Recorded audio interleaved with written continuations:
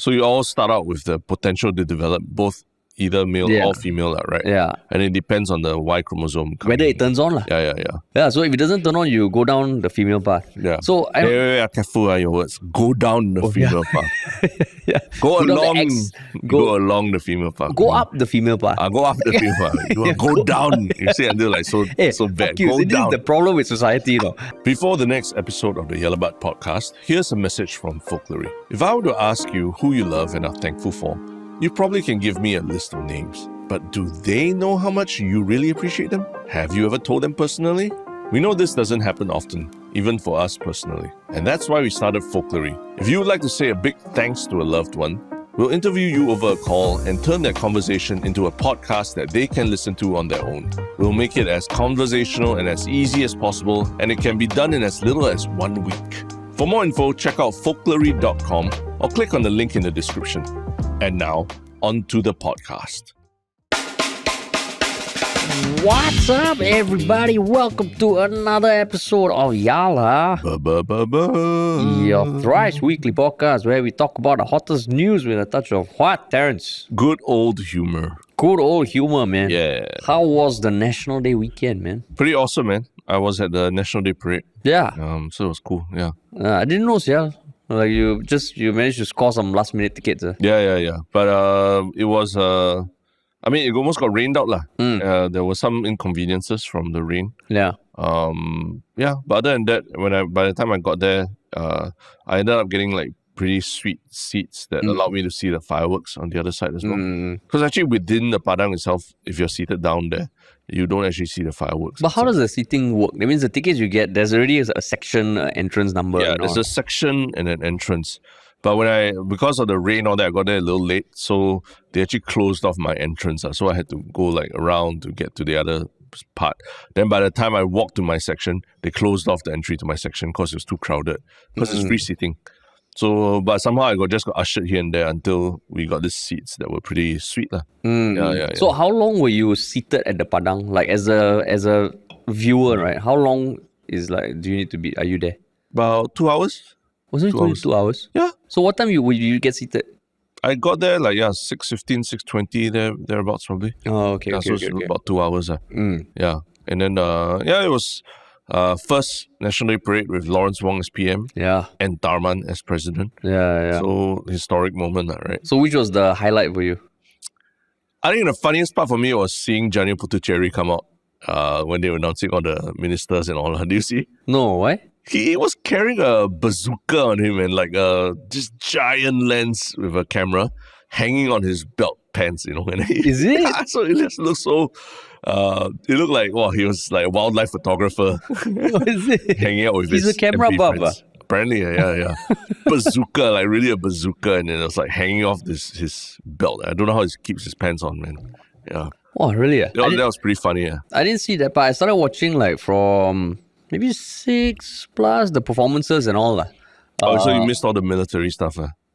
I think the tail end of the military stuff. I started when the Red Lions were... So that was around the time that I reached. So it was a little bit late already. I see. But fun fact is that was first NDP at the Padang in recent years that there's this military simulation drill. You know that? Previously, it was just like they just drove through. They didn't really do anything. So this was it was fun to watch because it's been a while. Yeah. But how was it during the segment where there were all those kueh lapis and chilies, going about and all? I couldn't tell because they're also small. So I think on TV you probably get a better view of like the costumes and all that. But from where we are, it's just all colorful stuff. But you're not very sure exactly what they represent. There are a lot of times that you see the singer running around like doing like elaborate dances and all that on the screen, right? Yeah. But when you're sitting there, I don't even know where the singer is. I'm like looking all over and I didn't even know. That's why Janil brought his lens. That's why he needed his bazooka there. Maybe it's like need to capture like one good photo of Lawrence Wong and Arman for the first. Lawrence just told him, "Hey, Janil, today you just help me get a picture for IG." He was like, "Hey, bro, serious?" Yeah. Bring that camera. Because it really was hanging off his pants. I was like, wow, like I would never do that like with any cameras that we have. Hanging off your belt. I thought the performances, like I thought Ben King's performance was good. Like I thought Wish's performance was damn epic. Yeah. The one that I thought was a bit weird was the Coldplay song, the Fix You song. That segment where they talk about mental health, right? And then after that, like The segment was good, when they were interviewing those people and all, and I felt, wow, that was nice. It was nice. That was I mean, you think about it, the word suicide being mentioned like in the middle of a National Day broadcast. and the people interviewed are really doing great work. Yeah. But then the Fix You one, I was like, but Why? What's wrong? Why? Like positive song, positive message. Why do you have to nitpick until like that? No, because it felt like, okay, NDP, like National Day kind of thing. I'm sure there is a song written by a local singer or something around those themes that could be used. Okay, yeah, true. Yeah, Yeah, I mean, because there it felt- probably are options they could have used. It felt like a concert lah. Yeah, I did feel I mean, I liked it. Yeah. But I did feel it's a cheat code lah. Exactly. Because the song is so good, right? Anything you pair to it is like, oh, so much meaning. Yeah. Right. Exactly. And you put like the choir had like people of all ages, right? So you're like, wow, you're damn touched. But I'm like, does Coldplay even know? I mean, okay, they probably know lah. They probably have to get like some sort of license. Maybe there's some quick pro quo lah. Oh, you I come think here so. for 6 days. Okay, you We give use us for one your free one. NDP. Yeah. I think so, but it just felt like, like that. Yeah, it's a cheat code lah. It's a cheat code lah. So I felt like, in some sense, you already have Ben King there, right? Yeah. You got Joanna Dong. Yeah. You got a lot of And even talented other people artists. who have seen right? before, like Lin Ying, Shy. Yeah. Shy, there's Did they perform there? I don't think they perform. I think they perform. Oh, you're saying that you could have gotten them to come and sing other songs, huh? because they do have there's so many songs that have been composed over the years. Yeah. Around themes that are a bit more introspective and all. Whereas Fix You, it can be like, oh, our plant in the office not looking that good. We play Fix You, right? Damn emo also, Yeah. You just don't like it because it's a foreigner, lah, right? Basically. Hey, no. I'm Foreigner song. I mean, to a certain extent, yeah, lah. When there's so many other songs that could have been chosen because I really enjoyed the performances. Yeah. And I don't know whether it's a thing of the previous years, but the MCs were performing.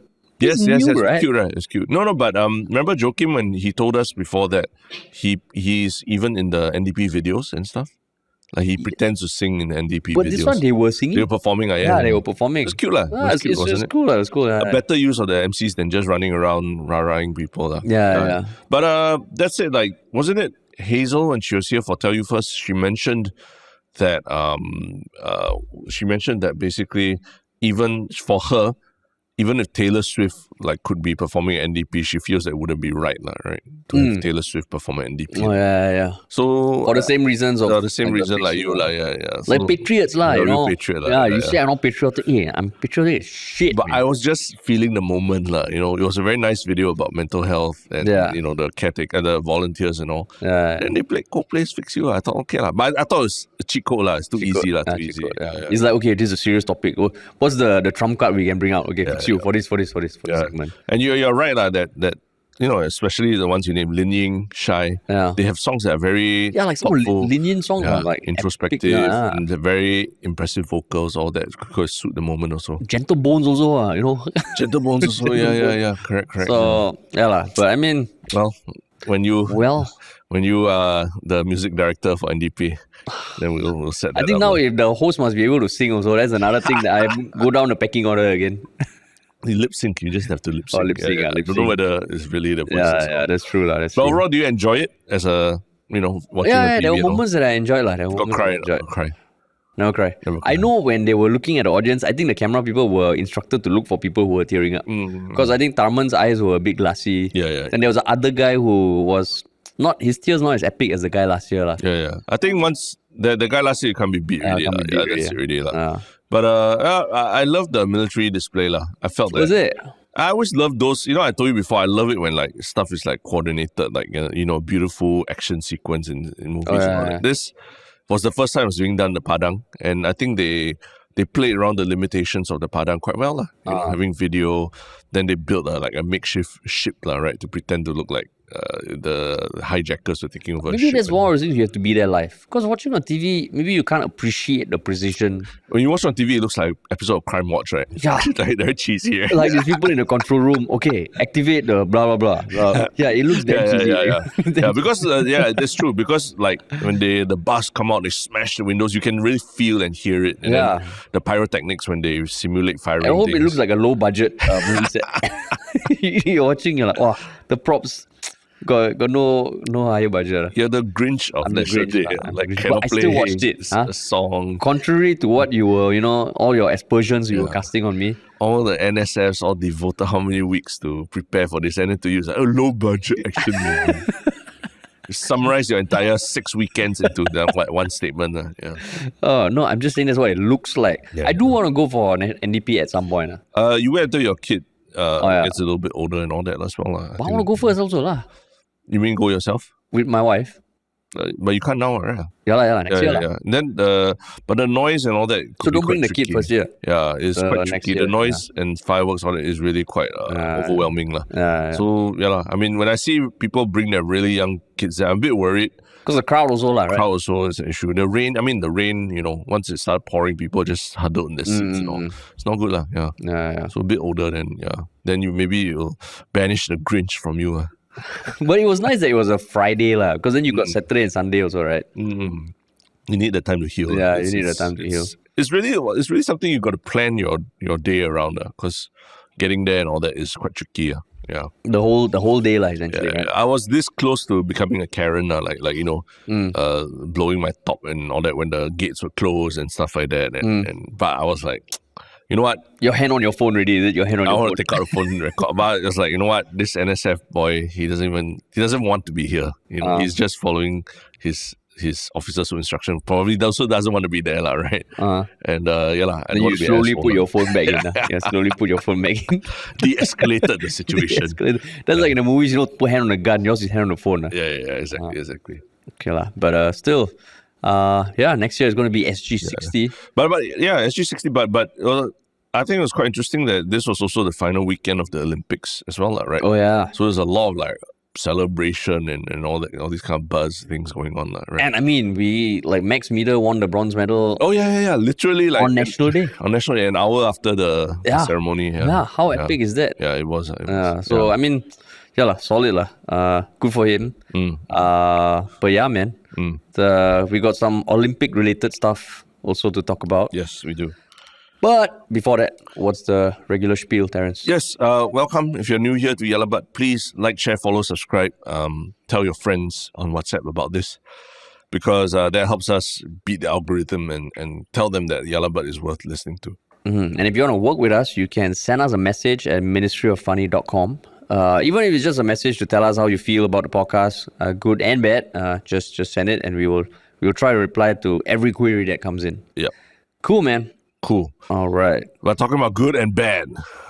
This next issue is really polarized people, right? Yep. In the last week, and I think it's come up. I mean, now we sort of seen it play out a little bit, and it's probably a good time to start talking about it, right? Yeah, and it is the issue or the controversy around Imane Khelif, who is a female boxer from Algeria, who won the gold medal in the women's welterweight event at the recent Olympics. So she won gold, but the controversy, I mean, it's been something that has been happening since the start of the Olympic Games itself.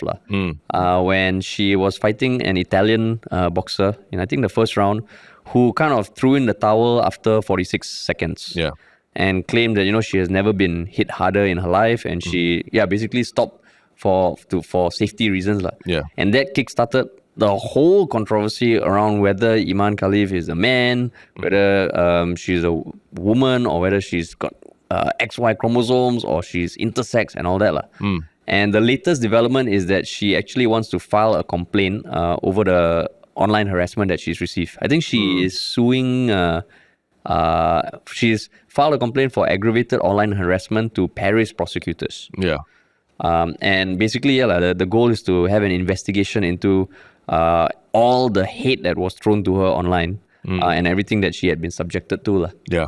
But I mean, there's a lot of discussions around this whole topic. I know we considered talking about this earlier, but now that it's almost come to a close with the Olympics, what made you want to talk about this? Because it's I think there's so many different factors at play, right? This whole thing. If you really look at the timeline and the sequence of events, it's more than just about the Olympics or about Imane Khelif and all that. And all the people who have voiced their opinions, like J.K. Rowling, Elon Musk, even Trump himself, against her lah. against the participation of men in women's sport lah, right? I think it will also make people think about how the next Olympics or the following Olympics should manage this whole controversy lah. This kind of controversies with gender. Yeah. And I mean certain things also that like I didn't know until I did more research about this lah, which I think are important facts, because there's no way in hell we will come up with an answer. We're also two dudes talking about an issue relating to women's sports. Yeah. But there are certain things that I came across that I didn't know of beforehand that I think are worth talking about lah. Yeah. I mean, like, so basically now she's suing for online harassment. The whole controversy started because she and the other Taiwanese boxer, who also had controversy around her, were disqualified from the World Boxing Championships in 2023. And disqualified because of some tests that were apparently done by the IBA, which is the International Boxing Association lah.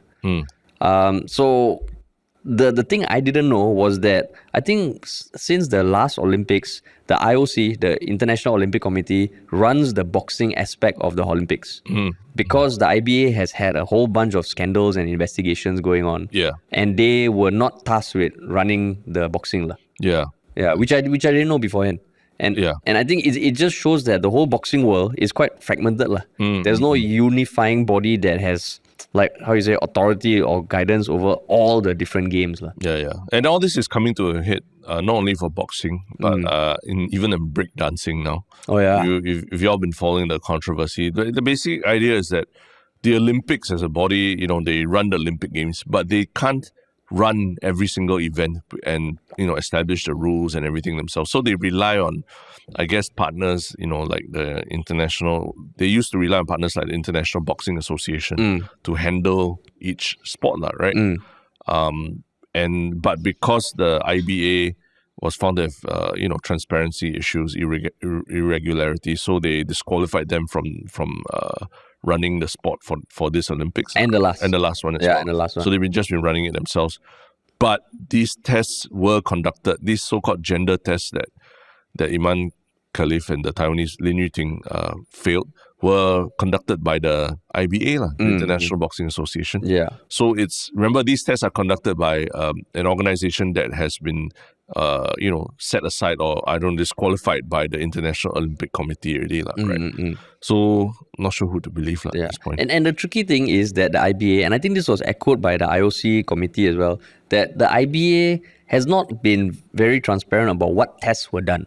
And I think because of that ambiguity, there were rumors at the start of, Imane Khelif being transgender, or basically born a male, or having XY chromosomes. There's actually no real info that conclusively says that there's a test that was done that showed that results. And I think that was a huge source of misinformation lah. Yeah. Because I think as recent as 5th August, the IBA, the doctors from IBA again came forward saying that, those two boxers are men.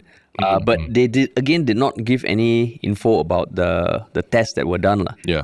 And I think for the IOC, they actually released a document about the what's it called? The IOC Framework on Fairness, Inclusion and Non-Discrimination on the Basis of Gender Identity and Sex Variations. And this was released in 2021. Yeah. And I think it is not compulsory for athletic or sports bodies to follow this, but they have some guidelines lah. And from what seems to be the case, that their criteria might not be as stringent as the IBA. Which is why, in their mind, these women are definitely eligible to play or box according to their criteria. Yeah. But the thing is, there is this area of like intersex athletes lah, and that's where it gets a bit more complicated lah. So, but broadly speaking, is Imane Khelif, is she a woman? I think by all accounts, yes, she is lah. Yeah. By all documented proof lah. Yeah, she does not identify as transgender or intersex. Yeah. It's not, and apparently has something called DSDs, differences of sexual development, which is some complex interplay of genes, hormones, and reproductive organs that cause the sexual development of a person to be different from others, right? But that's also apparently, right? There's no documented info. So this can lead to a person having XY chromosomes, which usually signifies a male, right? But they can be also like irregularities on the Y chromosome, right? Yeah. That lead to, still developing as a woman, but then, say, for example, having elevated levels of testosterone or testosterone receptors in the body. Yeah. Right. And a much more detailed case was actually the athlete Caster Semenya. So for context, right, why I think this is important to take note is that, so she's a South African middle distance runner, and she has won 2 Olympic gold medals and 3 world championships in the 800 meters. So I think, and she also was kind of like, wouldn't say bullied online, but there was a lot of calls for her to take a sex test because she shows what stereotypically male characteristics physically . So after the 2009 World Championships, she was made to undergo sex testing. And in the reports that have been documented, she actually has the intersex condition and has testosterone levels in the typical male range. Yeah. Because the World Athletics Association, the IAAF, they actually have a lot more stringent criteria for athletes with disorders of sex development, DSDs. So basically, comparing IBA and the IOC and how boxing is run, they don't have something very robust. But the World Athletics Association, they do. Yeah. And Caster Semenya was actually told that if she wants to run in any race between 400 meters and a mile, she has to take medication to bring down her testosterone levels 6 weeks before any competition. Yeah. And because of that, she couldn't compete. And I think she's also filed a series of legal cases to allow her to compete. But in that case, right, like, that is also very complicated because there are tests that show that she's intersex. Yeah. And genetically, right, and this is all public info, that she was born with female, with like a vagina and undescended testes. But she has no uterus or fallopian tubes and does not menstruate. Yeah. So that one is intersex. Yeah. And I think that at the end of all this stuff, I think that is the one big gap that feels like it needs to be addressed at some point. Yeah. How to deal with people of this condition who did not choose to have this condition. Yeah. Because ultimately, you could say that having elevated levels of testosterone gives you an advantage, right? Yeah. Just as, having fast twitch muscle fibers gives you advantage, or longer body frame gives you advantage in basketball and things like that, right? Yeah. So what is the rule to determine whether someone has an unfair advantage over because others? Technically, fast twitch muscle fibers, everyone has different muscle fibers. Yeah, right? different, yeah. And you can argue that of all the 10,500 athletes at Olympics, they are already genetic anomalies. Yeah. Right? Correct. So, but which is more of a genetic anomaly than which? Yeah. Because like what you said, right? Someone could have more fast twitch muscle fibers. Yeah. Someone could also have more testosterone. So why is one allowed and why is one not allowed? Yeah, exactly. And I think there's also people also pointing out that this kind of like questions about gender and all that seem to disproportionately affect like women, people of color, right? And the perceptions of, it goes down to sociology about perceptions of beauty and what makes a feminine, what's a feminine appearance, right? Which is, she's from Algeria. The Lin Yu Ting's from Taiwan. Minority Caster Semenya, South Africa. Yeah. So basically not the Western ideal of beauty. Yeah, exactly. Right.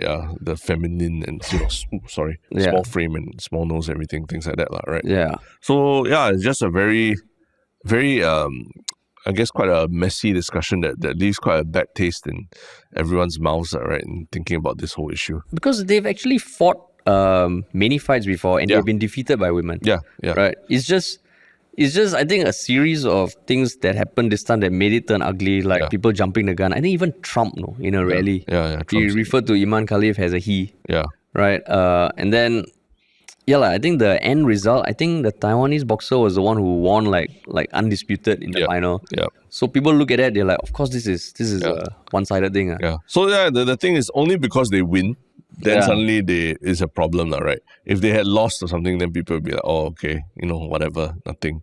But only when they win, then suddenly it becomes a big problem. And they've lost before in their careers, Yeah. which is the truth, right? They've lost women before.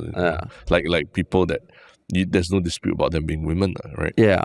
And I think we have covered cases in the past where previously male athlete who underwent gender reassignment competed in female. I think it was a swimmer in the US. Yeah. And that one, like, I know for me, that feels like that should be a no-go. But for this one, right, wow, it's damn complicated, yeah. Yeah, but so, I mean, whose fault do you think this ultimately lies with, right? Whose fault? You mean this whole controversy, right? A little bit, yeah.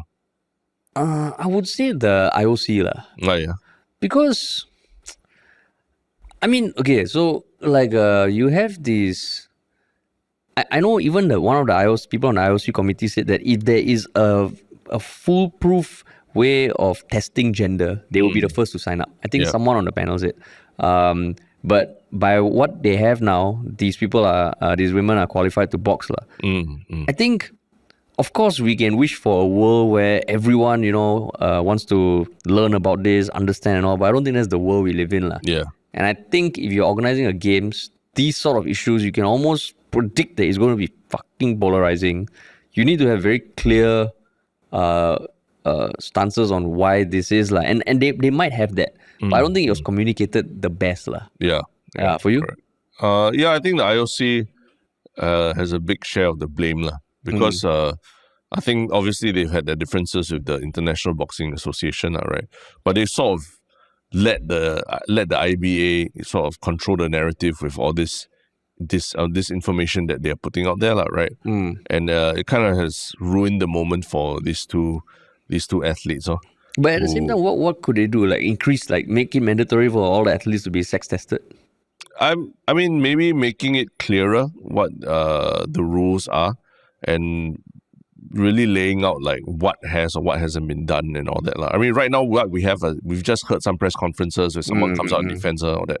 But a lot of the stuff that you've dug up while reading and all as well, it's all over the place also. It's not like in one part of the, one easy place where you can find all this information. And some of the information that I'm reading on these websites, I'm not even sure if it's real, because there are even some people are even linking the International Boxing Association to Russia and Putin and Kremlin and all that, so it just delves into the whole disinformation, misinformation category already, right? Yeah. And it's just, I think it's becoming needlessly politicized again. And there are a lot of, even with the IOC also, like, for example, like the breakdancing thing also, there's a whole big thing behind it about, I mean, it's funny, we laugh about that whole segment about the ray gun from Australia or that. But actually, there's a bigger whole story behind it about why is the World Ballroom Dance Organization running the breakdancing competition? Is it? Yeah, exactly.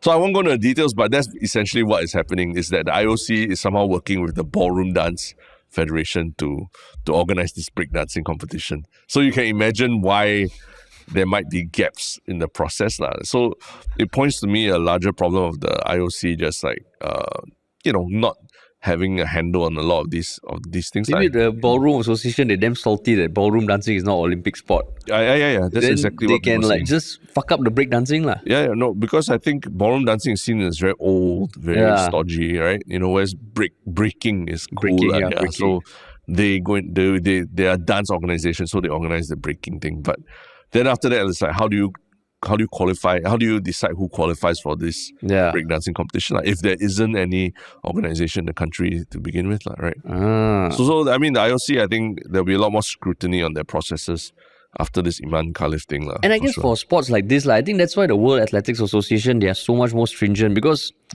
for that sport where it's down to even microseconds, this kind of thing matters. And for boxing, where you have people's life in their hands, right? Yeah. And I mean, even the, DSD condition that you mentioned, right? Like, I even learned some stuff along the way. Like, when anyone is born, right? Yeah. Do you know what the basic chromosome pairing is? XX, right? Yeah. Yeah. It's XX, and it's only if XY is turned on, then that fetus or embryo goes on to Develops, become a male. Yeah. So you all start out with the potential to develop both either male Yeah. or female, right? Yeah. And it depends on the Y chromosome. Whether it turns on. Yeah.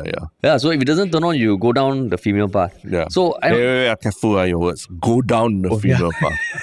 yeah. Go down the along. X, Go along the female path. go up the female path. Go up the female path. You go down. You say until like so bad. Fuck you. Go See, this down. is the problem with society, I'm just saying something.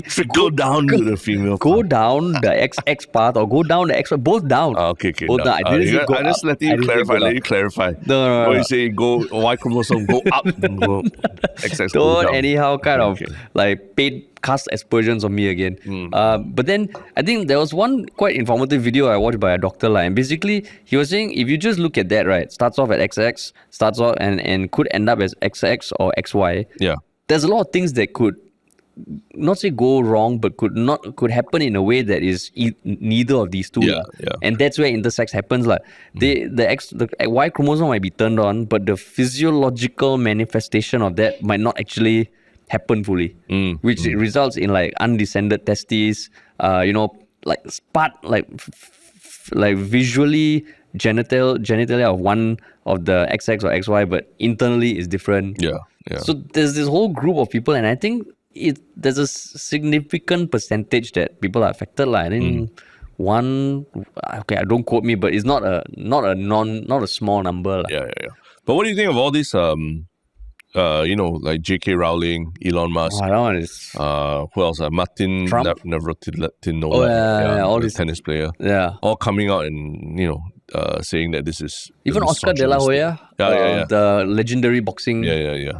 I mean, that one is all based on there's no evidence so far to say anything about her being like biologically male. Yeah. Or even the XY chromosome. Yeah. So they're just jumping the gun, and that is damn dangerous. Yeah. Jumping the gun and feeds their narrative that they've been talking about, right? Yeah. I was surprised Elon Musk also. He's just fucking don't know what spiral he's going down here. Yeah. He's going down the right-wing conspiracist spiral. But I mean, this... at the end of the day, in Singapore also, I think at some point we're going to encounter these kind of issues, right? Yeah. And maybe I think it would be much better if there was a much clearer understanding of what the IOC definitions or the criteria are. No, then maybe now the scary thing is maybe every time there's something that happens in the Olympics, it kind of has ripples in terms of how people think about developing talent and all. Yeah. Maybe if you're intersex, you'll be in high demand. Yeah. And they just, especially for countries, you hear things like in Russia and China where it's almost like quantity. You just make everyone train, and from there you pick the best. You can imagine a program where it's just genetically tested. If you have intersex, you round it up and you just train to be an elite athlete. Yeah. But maybe that's where also we need to have more varied types of games, right? Like the intersex games. That's one thing, right? I mean, that's just squarely about gender. Yeah. But about things like, how about let's have a basketball competition, but for people who are shorter than 1.8 meters, right? Yeah. There's the kind of thing is why can't we have more categories to suit different types of bodies? Because it does not make sense that the tallest guy in America is fighting against the Singapore team where average height is 1.75. Because you got weight classes, right? Exactly, yeah. So it should open up a bit more. And football, same for football. So football, right? Speed cannot be right. Or maybe even BMI or something. Maybe your body mass index cannot be above 20% or something. That was cut weight before the game. Must cut weight. As in you got to have different categories like for how fit you are also, and then different types of competitions, right? So it just caters to a wider variety of body types and things. Because I think people at the end of the day we realize that everyone has differences, and we're all but there's different skills that we bring to the table, right? So why limit it? If you're going to say physical characteristics define what is a woman or a man. But then you lose the romantic idea of this guy is the best in the world. Best basketballer, best tennis player. Because his parents are tall. Right. That's not fair already. And I think basketball is a sport you can generally track. If you're above 6 foot, I'm pretty sure you have a higher chance of success than someone who's like 5.5 feet. At least football, there's a bit more variance. There's a bit more variance, And that's why over the years, I've come to appreciate football as a sport much more. It's much more of a leveler than a lot of other Well, last time you sports. didn't. No, last time I used to really like basketball and things, but then I realized that they're all freak athletes. they're all freak athletes, human beings with like that would not fit into most like MRT trains or anything like that, right? Yeah. Of course, you get them together to play, it will look like you can't possibly play at that level, right? Yeah. But when you see someone like Messi play, you're like, oh, the guy, he's my height. Yeah.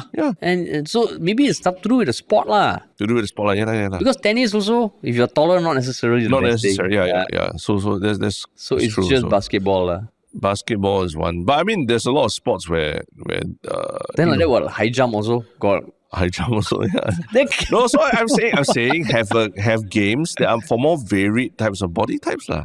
So you have the Olympics, you have the Paralympics, something in between lah, right? The sub-Olympics or whatever you call it lah, right? Sub-Olympics for normal people, Olympics for normal people. Then like you cannot make it like as a football for this one, then you either you put on more weight or you reduce more weight to go down a class, something. Correct, yeah. Something Walao, like that. Different weight classes and all this. Don't know if I'm with you on that lah. Because you like to see things black and white. It's man or woman. No. Good or bad. Don't anyhow say. I feel for diversity and inclusion rather than allow everyone to participate in the Olympics. They should just create different types of competitions. No, but the Olympics is for like the pinnacle of sports. I don't think everyone should be able to compete in Olympics. We say pinnacle, right? But you got to think about team sports also, like what does that mean to be the pinnacle, right? Yeah.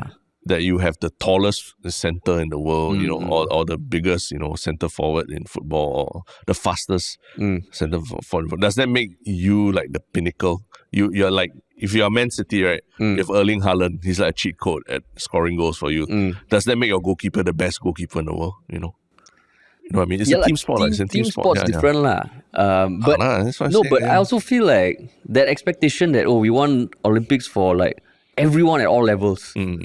Then it makes it less of the Olympics, less of the World Cup, less of these kind of competitions. But then you look at, Olympics, like football is under 23 with a few senior players. Right? They do put these kind of restrictions on it. So I'm saying we can choose to do that for certain other sports also lah. Yeah. But and that one also, I don't know why, it's only football that has that thing, right? Yeah, I'm not sure why as well. No. Actually, I think last time basketball also had it as well. Generally, it is meant for like amateurs lah, right? Olympics. Or young people lah. Young people, yeah. But they add in like, I think up to 3 seniors in the team. But then basketball? Basketball, they flip-flopped a bit lah. At one point, it was like, there was a dream team. Then a few years, it was just like mainly like young college players. Then after that, it was now it's back to dream team again. And now it's back to like old people like LeBron and Steph Curry carrying the load of it lah. Yeah. I'm more for inclusive game. Create more games. Don't dilute the current games lah with trying to stuff in. Then more don't people. call it Olympics lah. No, it can still have an Olympics, but like it can be other things. Right. That I'll be down for it. I'll be down for it. But I thought you said even Olympics, you got the over this, over that, 6 feet and over, 5 feet and under, blah, blah, blah. That kind. Olympics has to exist for the people who see the world in black and white terms. Oh yes, of course. But yeah lah, everything's a matter of interpretation. Yeah. As evidenced by our next topic as well. Yeah. Where there was a very beautiful sign in Jurong that was supposedly defaced by some individual, and now he's being investigated. But what is this sign about? Yeah, so as part of like National Day, there's a man who is currently being investigated for rearranging some flowers at Pandan Gardens. So basically, it was a heart-shaped arrangement of flowers that spelled out SG59. But then he rearranged it to be SG59. No, it's SG59 PGRN, which stands for Pandan Gardens Residence Network. Pandan Garden Residence Network, right? Yeah. So and then PGRN was rearranged to make it like he moved the whatever part of the G that you call up lah. Yeah. So it's SG59 porn lah. Yeah. POR. And he apparently made a TikTok video about it. Yeah. Correct. So this was at Block 404 Pandan Garden Road, and a police report was made. Investigation is currently underway. Yeah. And so that investigation is carrying on. It'll be classified under an offense of mischief, which carries a jail term of up to 2 years, a fine, or both. Yeah. So what made you want to talk about this, Terence? I thought it was pretty interesting that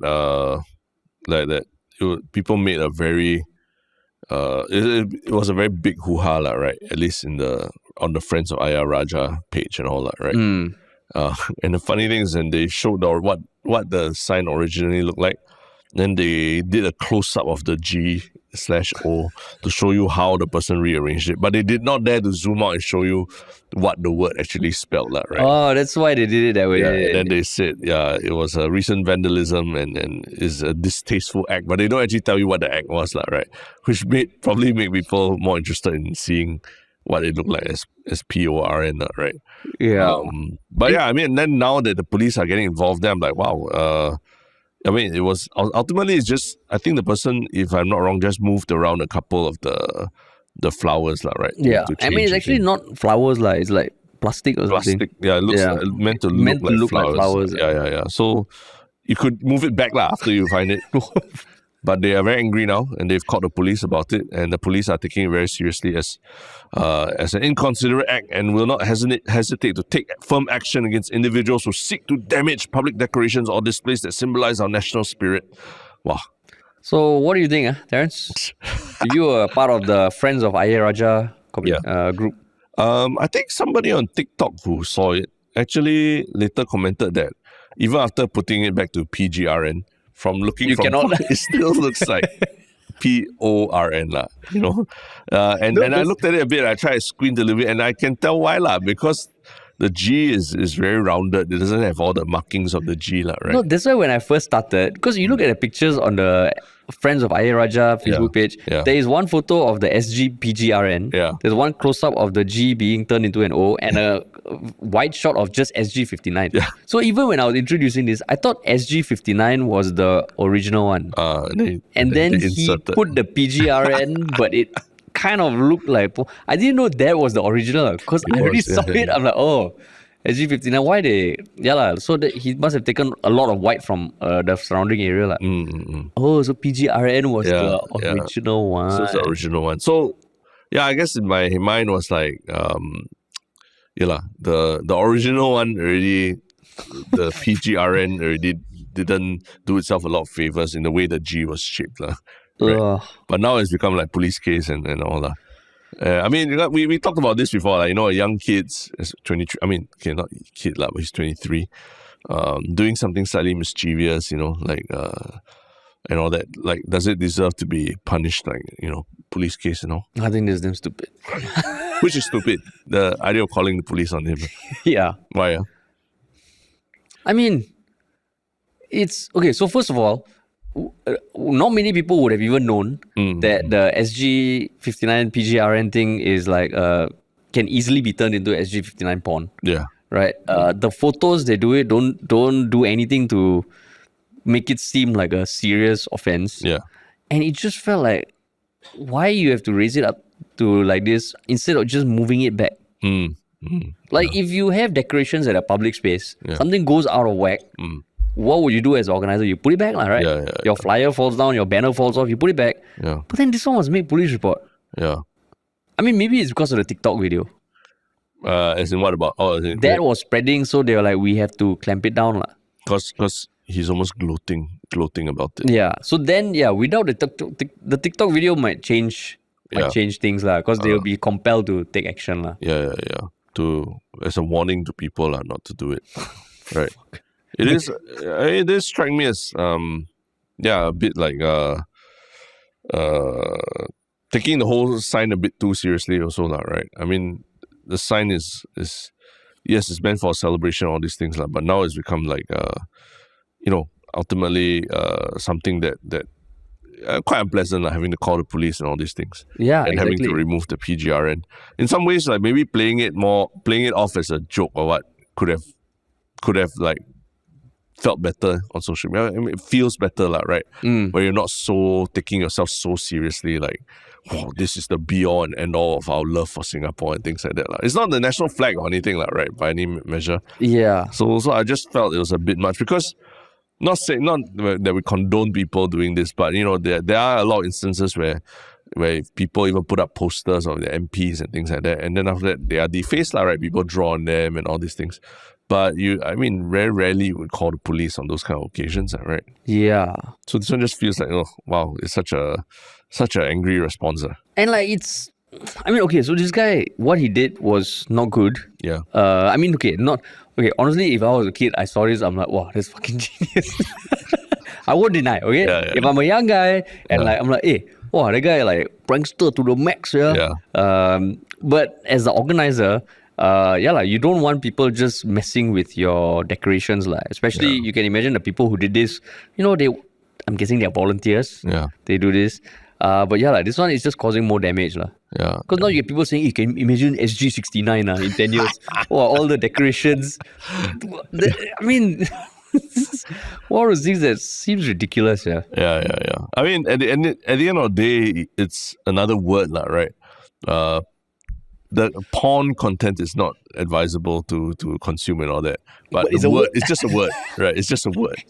So they got so riled up about a word. I'm just like, if he put the flowers in an arrangement or something like genitalia or something phallic. then there's then that's different, right? And everything, right? Yeah. But this one just a word. I guess maybe you could argue that this is for the residents. There are residents involved, like kids as well. Yeah. For kids to see the word porn.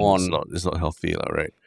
But but there are a lot of other discussions about porn happening on the internet and all these things, right? This one is just seems like a bit overreaction. And just in parallel, in the UK there were 3 new Banksy pieces that were discovered. Yeah. And Banksy is this super elusive artist who's don't know whether it's a dude or girl or a group. And I think one of them was on this billboard that was not being used, but the billboard owner called the police and it was being taken down. Yeah. Another one was stolen already. Yeah. I just found it even if you have a Banksy piece on your billboard, even in the UK, people want to take it down instead of leaving it there.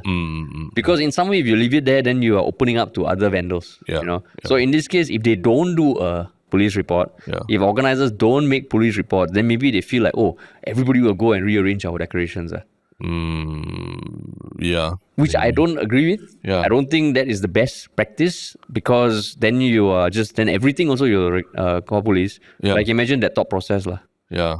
Because at the end of the day, there are laws in place to protect not using the flag, defacing the flag or anything like that. But when it comes to decorations, I'm like, it's like, especially the decoration is not even the word SG that got defaced or anything. It's the PGRN that got defaced. Maybe that's why they're like, wow, this Pandan Gardens, you change it to Pandan Gardens Residence Network to something else. Cannot . Yeah. I mean, so it's their pride . Yeah, but I guess to inoculate yourself, maybe the best thing to do is to examine whether to change the name of the thing itself . PGRN, if you're so afraid that people see the G as an O, right? Could you use RNPG or something like that, right? Yeah. Or do all lowercase . No, but even lowercase, technically you can just take out the other thing. So it's an existential problem for the PGRN, I think, to think about . Yeah. But they've made a police case out of it, so we'll see what happens to this 23-year-old man . Yeah, man. Yeah. But yeah, man. Cool. Yes. Speaking of happier things, what is your one Shiok comment? My one Shiok comment was I think this is just a funny comment that was on a Reddit for the recent episode with Tan Kin Lian. Yeah. It's not much to do with the content, but it was from Pencil Braids on Reddit. And they just commented, a Tan Kin Lian podcast after Ho Kwon Bing. The duality of men. Yeah. Which I thought was quite a funny thing. So that's my one Shiok comment . Yeah. For you? My one Shiok comment, I think, was someone who went on one of our older episodes about the about the Israeli PM being charged with war crimes on YouTube. He said that, I think you talked about this, He said they love the one Shiok thing about Sifan's marathon, the marathoner. Sifan, is it? Sifan Hassan. Yeah, Sifan Hassan, right? Yeah. So another note to add about Sifan's first marathon win is, as she's a Muslim, she actually was training through the Ramadan period and participated in 3 events at the Paris Olympics 2024 where she medaled in all 3 events. When was that my one Shiok thing? I thought my one Shiok thing for her was way back. Yeah, this is way back. This is like from a very old episode.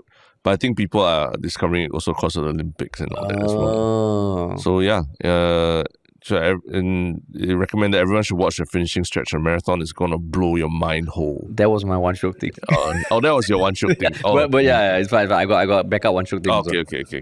Yeah. So yeah, it's cool that people are actually looking at old one Shiok things and sort of rediscovering them in the context of the Olympics as well. And maybe it's like I introduced them, I talked about someone first, and now like she got like, wow. Maybe they've been following. Yeah. So it's cool to see that people actually resonate with the one Shiok things. Yeah. So what is your one Shiok thing? Yeah. My one Shiok thing. Wait, let me just pull that up. You have yours already? Yes. Okay, you want to go? Yeah. So I mean, just to give a bit of context about that Sifan Hassan thing, you should really watch it because I think the last time I spoke about her, I can't remember what event or something, but I came across her because I remember in some interview after a marathon, people asking her, she was talking about marathon. She's like, every time I do a marathon, I'm just questioning why I do this. I hate it. It's so painful. But she's a badass lah. And I mean, I think migrated to Netherlands, managed to run from them because she escaped like some civil war in her home country. Yeah. But in these Olympics, she just won the marathon. She defeated the world record holder in like a fucking climax. I think maybe like 400 meters from the final stretch. The finishing line was when she started heating up, and it was epic lah. But she also took part in the 5K, which she got a bronze. Okay. She took part in the 10K, she got a bronze. Wow. So in 64 days, in like the Olympics, she ran the 5K heats, the 5K final, the 10K final, and the marathon all within 5 days. It's crazy. And all like world-class level. Yeah.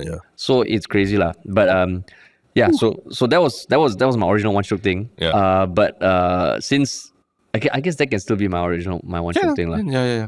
I was just highlighting the comment. Yeah, it's really epic. Cool, what about you? My one Shiok thing was actually, I thought the very understated part of the National Day Parade, right, was actually the Wish's performance. I think you mentioned it, right? But she performed a song called Horizon. And last I looked on the internet, it only had like 446 views, that segment that she sang. But being there and hearing her sing was actually really quite cool because I think her style of music is very different from all the other singers that were there at the National Day Parade. And it was just, the whole performance itself was very futuristically themed. Because I think the theme was about what's the future for Singapore. So it was very different from everything else that came before and what came after. So I think, and then her voice and the way she was singing the song and all that really was quite a standout part of the National Day Parade. Yeah, it was. With the lighting and all. Yeah, the lighting, there was something about it that was just, wow, this is not what I would expect from the National Day Parade. Yeah, and that's the kind of thing that's damn epic. Like she's also a playwright, right? Yeah. She wrote a musical called Secondary. Yeah. Recently, that sold out run. Very, very well reviewed by everyone. Yeah, and she used to be part of .gif. Yeah, and she was a teacher before. Yeah, right? Yeah. And I remember coming across .gif at National Gallery like way back. Yeah. And it was like, wow, epic. And like to see her, like, wow, it's just damn cool. I guess cool. It reminded me a little bit of a like Bjork back in the days, that kind of thing. A bit like, what is that? Yeah, interesting. And so, but really coming out and doing it during a National Day Parade and weaving it in with like what is a very propagandistic fest, right? I thought that was pretty cool. So I mean, kudos to the director also and like the organizers for having that be part of it. Yeah, because it's not the usual kind of like performance you would imagine. Yeah, correct. Yeah. But yeah, man. Cool. So yeah, it's going to be into the 60th year of Singapore's independence. Yeah, coming to SG60 already, right? Is it 60th already? Is it considered 60? Oh yeah, it is. Yeah, we complete 59 years. Correct. Yeah. But yeah, that's all for today. Yeah. Thanks so much for listening, everybody. Remember, share this with someone who may not have heard of the podcast. Follow us on social media. subscribe on Spotify, YouTube, and we can do another shout out for leaving us a rating on Spotify because I think we got a bunch of new listeners. Yeah. Give us some 5 stars. Just one click. It'd be nice to drive up the rating from 4.8 it is now, I think. Yep. And if you want to work with us, check us out at ministryoffunny.com. And we got interesting guests coming up, so make sure to bookmark everything we're doing. Cool. Thanks for listening, everybody.